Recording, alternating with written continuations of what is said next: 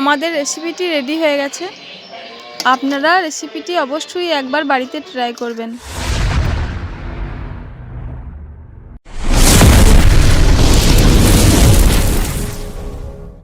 High বন্ধুরা, আমি পূর্ণিমা। আপনারা সকলে কেমন আছেন? আশা করি ভালো আছেন। আজকে আমি বানাবো এঁচোড় চিংড়ি মাছগুলো আমি এবার ছাড়িয়ে নেব। কেমন করে ছাড়াচ্ছি দেখে নিন। প্রথমে চিংড়ি মাছের মাথাটার খোলাটা ছাড়িয়ে সুরগুলোকে কেটে নিতে হবে ও পরে লেজটা কেটে বাদ দিতে হবে। এভাবে আমি সব চিংড়ি মাছগুলো কেটে নিচ্ছি। আমি একটা কচি এঁচোড় নিয়ে নিয়েছি। এবার একটা পাত্রে কিছুটা পরিমাণ জল ও 1 চামচ হলুদ গুঁড়ো ও কিছুটা তেল দিয়ে দিলাম। তেলটা দিলে জায়গাটিতেও আঠা লাগবে না। আমি ভালো করে হাতে তেল মেখে নিলাম, কারণ হাতে তাহলে আটাটা লাগবে না। এঁচোড়টা এবার আমি দুফালা করে কেটে নিলাম। দেখুন বন্ধুরা, এঁচোড়টা কতটা কচি আছে। মাঝে আবার একটা ফালা করে আমি জলে দিয়ে দিলাম। আবার এই ফালিটাকে কেটেও আমি আবার জলে দিয়ে দিলাম। এবার আমি এঁচোড়ের খোসাটা ছাড়িয়ে নেব। এভাবে আমি সব খোসাগুলোই ছাড়িয়ে নেব।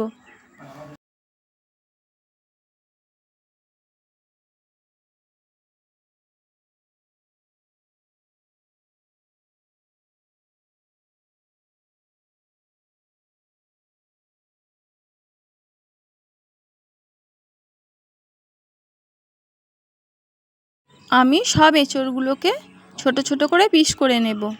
আমার সব এঁচোড়গুলো পিস করা হয়ে গেছে। এবার আমি একটা কড়াইয়ে এঁচোড়গুলোকে সিদ্ধ করতে দিয়ে দিলাম। আমি 1 চামচ এর মধ্যে নুন দিয়ে দিলাম।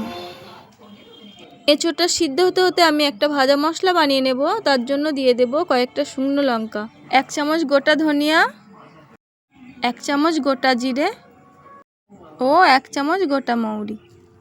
এবার একটু হালকা ভাজা হয়ে গেলে এগুলোকে আমি নামিয়ে নেব। মশলাটা ভাজা হয়ে গেছে, এগুলোকে এবার আমি গুঁড়িয়ে নেব। এঁচোড়টা সিদ্ধ হয়ে গেছে একটা পাত্রে। এবার আমি এগুলোকে নামিয়ে নেব।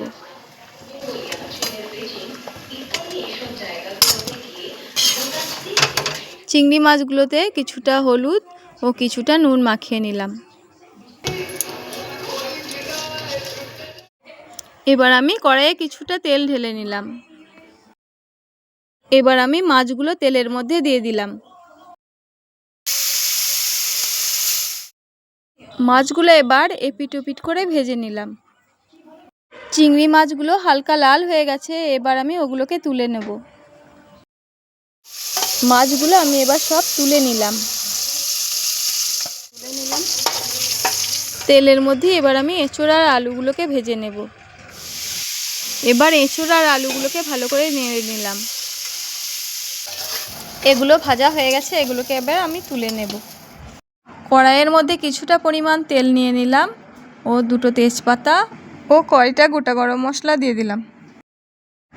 এবার আমি তেলের মধ্যে পেঁয়াজ কুচনোগুলো দিয়ে দিলাম ও ভালো করে নাড়িয়ে নিলাম।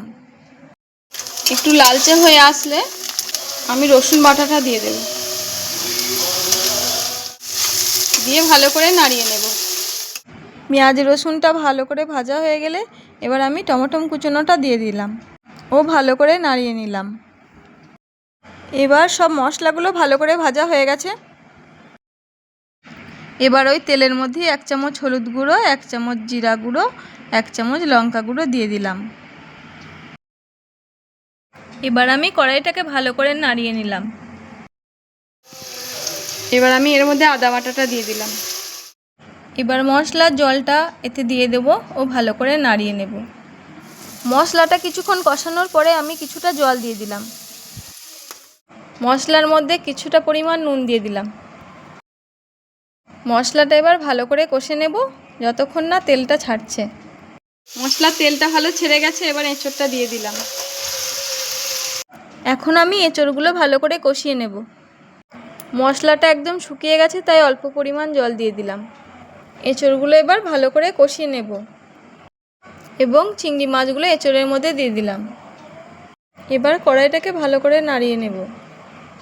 একটু ভালো করে কষানোর জন্য আমি এবার চাপা দিয়ে দিলাম। এবার ঢাকাটা খুলে আমি ভালো করে নাড়িয়ে নেব।